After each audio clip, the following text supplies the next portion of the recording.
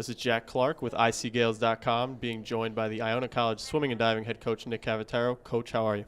Great, thank you. Now, we're about a week away from the MAC championships. You guys ended the season on a high note on both the men's and women's sides. Can you talk about the performance of the team on senior day? Oh, well, we swam Manhattan College, and you know, we always get excited on senior day, whether it's one senior or you know, a big group, and this was, you know, two men and two women, and you get a lot of family and friends in the last meet of the year, and you should be ready to swim fast at that point, and we did, and our seniors, you know, displayed and proved themselves, you know, very admirably. You know, our women ended up the season, you know, real nice record at 9-4, and our men were 8-2, and so we feel pretty good about that. We are you know, a very strong dual meet team. You know, I think the challenge is seeing if that's going to translate into the championship meet, you know, the conference, you know, MAC meet. So now, how different is the preparation compared to a dual meet, a one-day event, now going into the tournament, which has sessions spread out over a couple-day period? Yeah, I mean, the MAC championship meet, the NCAA format meet is 3.5 days, and you know, with prelims in the morning and finals at night, and I mean, all the preparation you do from day one is geared toward the conference championship, toward the MAC meet. So everything we do is geared to that. You know, morning practices and weights and double sessions and you know, swimming at night, and it's all geared to the championship meet. The dual meets are not that you dismiss them by any point. You want to put up fast performances, but those are all preparations and feeling and seeing who. And we have large rosters of the men's and women's side, so you can perform, you know, when the pressure's on. And we had some great dual meet performances this year, but everything is geared to the championship meet.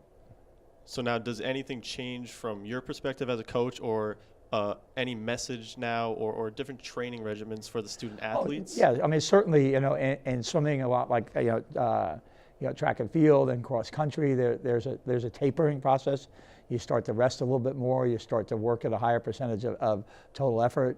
You know, you really talk to the athletes a lot about getting their rest, getting their sleep, continue to watch what they eat.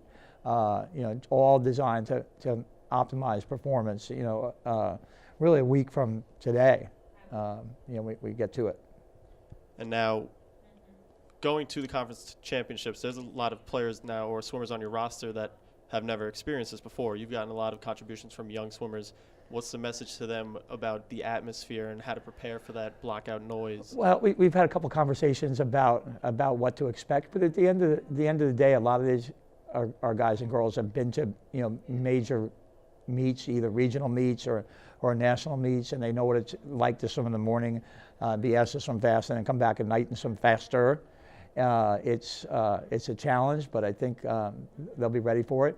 You know, I think the part that a lot of these guys and girls who come from big club teams or Y programs, and not that you don't see it at high schools where a lot of these kids are, you know, the excitement and the psyche, if you will, it's really intense, and trying to fight, you know, to get into you know, an A flight and be a top 8 swimmer, or be a top 16 swimmer, be in that B flight where you can pick up, you know, big points.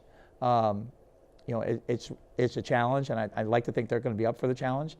But until you see those, third of our roster has never been to the meet, so until you see them, you know, put on the suit and goggles and hit the water, you don't know quite what to expect. But you like to think the preparation's been you know, certainly you know, adequate, if not even better than adequate.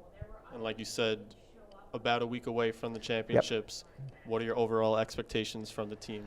Well, I think you know, first and foremost, we talk about everybody just doing their best. If everybody goes best times and performs well, and you like to think you're going to get 100% best times out of every races, but the law of averages says that there may be somebody, you know, somebody or one or two people may be off a little bit, but if we can approach best individual performances, they'll take care of the team placing. And now, that's going to be enough to get into the top 3. I mean, that's certainly our goal. We'd love to win, but I think realistically, if our women can, you know, be third again and better, that'd be a great meet. If our men can jump up, you know, 3, 4, 5 last year were really bunched tightly, and we were 5th.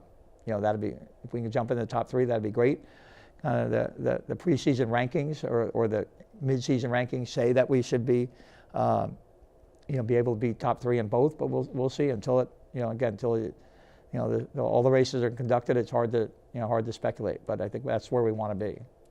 Coach, thank you for your time. No problem. Best of luck Thank next you. week up in Buffalo. Yep.